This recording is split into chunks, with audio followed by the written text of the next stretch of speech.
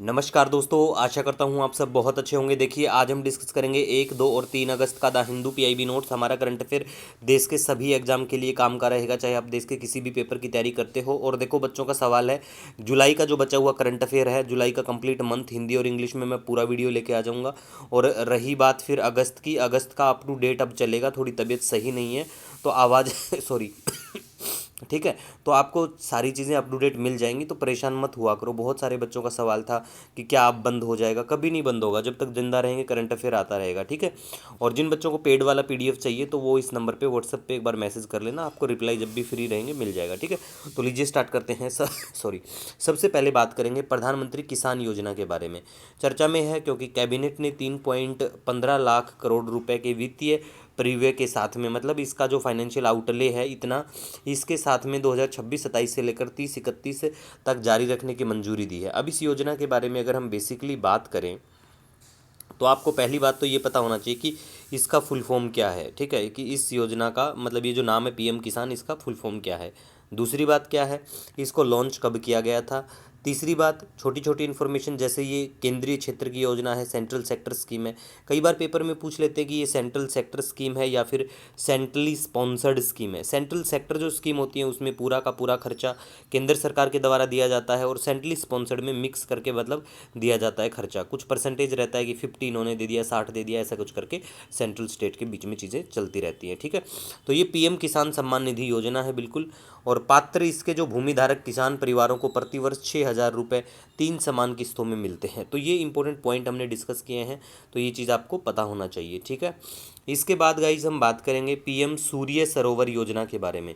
ये योजना भी काफ़ी चर्चित है। तो इस योजना की अगर हम बात करें, जो प्रधानमंत्री सूर्य सरोवर योजना है, ऊर्जा भंडारण प्रणाली के साथ फ्लोटिंग सोलर वोल्टाइक परियोजनाओं के विकास हेतु 5,070 करोड़ के आवंटन हुआ है, ठीक है। और ये केंद्रीय क्षेत्र की योजना है बिल्कुल। 2026-27 से 30-31 तक 5,000 मेगावाट जो एफएसपीवी जो है, फ्लोटिंग सोलर वोल्टाइक जो है, इसकी क्षमता विकसित करना इसका मेनली टारगेट रहेगा। केंद्रीय वित्त सहायता की बात करें 1 करोड़ प्रति, ठीक है, मेगावाट, ये भी पता होना चाहिए।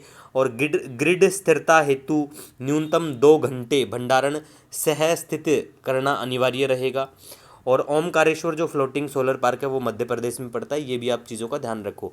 ये न्यूज़ बिल्कुल पीआईबी की है, प्रेस इन्फॉर्मेशन ब्यूरो, जो भारत सरकार की सरकारी वेबसाइट। डायरेक्ट क्वेश्चन यहाँ से हर पेपर में देखने को मिल जाते हैं, ठीक है। इसके बाद हम बात करेंगे एयर मार्शल संदीप थरेजा के बारे में। ये अगले डीजीएफएमएस जो महानिदेशक शस्त्र बल चिकित्सा सेवा, इनको नियुक्त किया गया है। और थल सेना अध्यक्ष जनरल उपेंद्र द्विवेदी, ठीक है। मतलब इससे पहले देखो, ये चीज़ें आपको पता होना चाहिए कि भाई अभी कौन है हमारे, क्या थल सेना अध्यक्ष उपेंद्र द्विवेदी है, धीरज सेठ है। तो ये आपको कमेंट करके बताना है। कई बार बच्चे इन्हीं चीज़ों में कंफ्यूज हो जाते हैं कि इन दोनों में से कौन है हमारे, ठीक है, अध्यक्ष। तो वो चीज़ आपको पता होना चाहिए। चलो कमेंट करके बताओ। और ये कौन से नवंबर के, देखो इनका नंबर जो है नंबरिंग, वो भी आप नंबरिंग करके बताना, ठीक है। तो ये बताओ। तो इन्होंने नई दिल्ली में, मतलब इन्होंने जो ये एक्सट्रीम वेदर ग्रिड जो डीजल लॉन्च किया है, इतना इम्पोर्टेंट नहीं है ये, लेकिन सिर्फ यहाँ पे ये दिखाना था कि हमारे साथ है ना वन डे एग्जाम के बच्चे भी जुड़े हैं, जो SSC banking one day exam देते हैं। तो आपको ये पता होना चाहिए करंटली हमारा थल सेनाध्यक्ष कौन है, ठीक है। कमेंट सेक्शन में कमेंट करके जरूर बताना। इसके बाद हम बात करेंगे यहाँ पे फवारा, फवारा एंड यूपीआई। यूपीआई कहाँ का है, भारत का है। फुल फॉर्म बताओ यूपीआई की क्या है। और फवारा जो है ये कहाँ का है, ये मालदीव का है। तो इन दोनों के बीच में इंटीग्रेशन देखने को मिला है, मिलके काम करेंगे, ठीक है। इसके बाद हम बात करेंगे भारतीय भू वैज्ञानिक जियोलॉजिकल जो है सर्वेक्षण को पहली महिला महानिदेशक मिल गई है। 54वीं रहेंगी ये बिल्कुल, मतलब एज ए नंबर पे करेंगी, कौन से नंबर पे महानिदेशक पे इनका नंबर आता है, तो 54वां है और पहली है, ठीक है। तो वर्षा अशोक आगलावे इनका नाम है, तो ये नाम ध्यान रख लो। उसके बाद में भारत का पहला ट्रेन द्वारा जीवित दाता हृदय स्थानांतरण जो है वो बिल्कुल UN Mehta institute of cardiology and research centre Ahmedabad के यहाँ पे हुआ है। जिस ट्रेन से ले जाया गया सूरत से अहमदाबाद, ट्रेन नंबर 20901 है। और ये ट्रेन बिल्कुल वंदे भारत एक्स, ठीक है। तेजपाल सिंह के बारे में बात करें, वायुसेना के उप प्रमुख का पदभार संभालते हैं। अलका नांगिया अरोड़ा की बात करें तो ये रक्षा क्षेत्र नियंत्रक प्रमुख का पदभार संभालेंगी। और नौसेना के उप प्रमुख की बात करें, वाइस एडमिरल एएन प्रमोद होंगे, ठीक है। ऑपरेशन वज्र के बारे में बात करें तो देखिए ये केंद्रीय नारकोटिक्स ब्यूरो का है बिल्कुल, जो एमपी की, मध्य प्रदेश की जो इनकी यूनिट थी उसके द्वारा ये किया गया बिहार में नकली दवा नेटवर्क के खिलाफ में। ठीक है, तो बस इतना याद रख लो कि ये किसका है, बाकी कोई नहीं पूछेगा आपको कि ये मध्य प्रदेश की यूनिट ने ये काम करा है या कौन से स्टेट की थी, ऐसा नहीं पूछा जाएगा। ठीक है, और ये जो अपॉइंटमेंट है ना, इसमें एक दो ध्यान रखो, बाकी सारे नहीं याद रखने। ठीक है, वैसे ये सारी न्यूज़ जो थी ये पीआईबी की ही थी। ठीक है, उसके बाद में प्रोजेक्ट सारथी के बारे में बात करें। प्रोजेक्ट सारथी देखो, स्वास्थ्य देखभाल संस्थाओं में परिवर्तन हेतु जिम्मेवार कार्रवाई के लिए छात्र गठबंधन है। भीड़ भाड़ वाले सरकारी अस्पतालों में मरीजों को मार्गदर्शन और सहायता प्रदान करने की युवा नेतृत्व पहल है। पीजीआईएमईआर चंडीगढ़ में शुभारंभ होता है 2024 में इस इनिशिएटिव का, तो ये ध्यान रख लो किस चीज़ से संबंधित है ये इनिशिएटिव। ठीक है, इसके बाद हम बात करें यहाँ पे तो देखो, नई दिल्ली में 5 अगस्त को यूआई एंड बियॉन्ड 2.0 समिट की मेजबानी बिल्कुल भारत कर रहा है। तो ये जो है कपड़ा मंत्रालय और हथकरघा निर्यात संवर्धन परिषद के द्वारा। अब आपको ये पता होना चाहिए कि हमारे देश में हम हैंडलूम डे मनाते हैं। हैंडलूम डे कब मनाया जाता है, तो कमेंट करके बताओ, 5 अगस्त को मनाते हैं हैंडलूम डे या 7 अगस्त को मनाया जाता है। ठीक है, उसके बाद में स्योटा नाम का एक शहर है, ये स्पेन में पड़ता है। यहाँ पे इलीगल लोग इस शहर के जरिए ही घुस रहे हैं।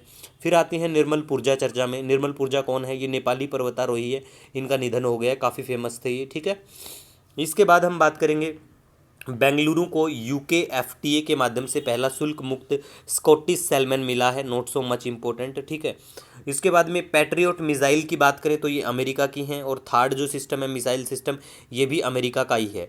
इसराइल की बात करें तो इसराइल का आयरन डोम जो है ये फेमस है इसराइल का।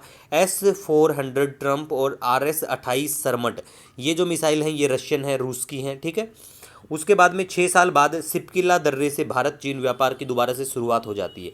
तो सिपकिला जो ये दर्रा है हिमाचल प्रदेश के किन्नौर जिले में पड़ता है। पुराना नाम पैमला या शेयर्ड गेट के नाम से भी इसको जानते हैं। ठीक है, और लिपुलेख दर्रे की बात करें तो ये उत्तराखंड में पड़ता है। नाथुला की बात करें तो ये सिक्किम में पड़ता है। ठीक है, इसके बाद गाइज हम बात करेंगे स्कारबो शॉल विवाद, एक जगह का नाम, प्लेस है ये साउथ चाइना सी में। तो ये फिलीपींस और चीन के बीच में ये बिल्कुल डिस्प्यूटेड है। ठीक है, और काबिनी डैम के बारे में बात करें, काबिनी बांध के बारे में, तो ये कर्नाटक में पड़ता है, काबिनी नदी के ऊपर। ठीक है, अब नेक्स्ट हम बात करेंगे आंध्र प्रदेश और ऑस्ट्रेलिया ने शिक्षा और स्वच्छ ऊर्जा क्लीन एनर्जी पर 4 समझौते ज्ञापनों MOU पर हस्ताक्षर हुए हैं इनके।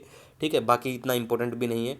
एक लेपिडोप्टेरा, ये क्या है, ये कीट वर्ग है, मतलब इंसेक्ट्स जो हैं वो हैं ये, जिसमें तितलियाँ और पतंगे शामिल है। पतंगियों को मोथ कहते हैं, अगर पता हो, मतलब कई बार बच्चे बोल देते हैं इंग्लिश में, बता दिया करो, बटरफ्लाई एंड मोथ। ठीक है, उसके बाद में लेप्टोस्पायरोसिस, ये क्या है, ये उष्णकटिबंधीय जूनोटिक बीमारी है, बिल्कुल जानवरों के मूत्र से फैलने वाला जीवाणु संक्रमक, जो हल्के फ्लू जैसे लक्षण और अंग विफलता का कारण भी बनता है, मतलब ऑर्गन फेलियर भी हो जाते हैं इससे। और केरल इसका हॉटस्पॉट, केरल में मोस्टली ये देखने को मिला है। इसके बाद हम बात करेंगे हंगरी के प्रधानमंत्री पीटर मगियार चर्चा में। तो बस याद रखो हंगरी में कि हंगरी का PM कौन है, बाकी उसमें इतना कुछ इंपॉर्टेंट नहीं है। इसी के साथ आज का हमारा वीडियो लेक्चर एंड होता है। मिलेंगे नए दिन के साथ। कोई सजेशन, कोई सुझाव रहे तो कमेंट सेक्शन में कमेंट करके बता दिया करो। मिलेंगे नए दिन के साथ। Wish you all the best. जय हिंद आप सभी को।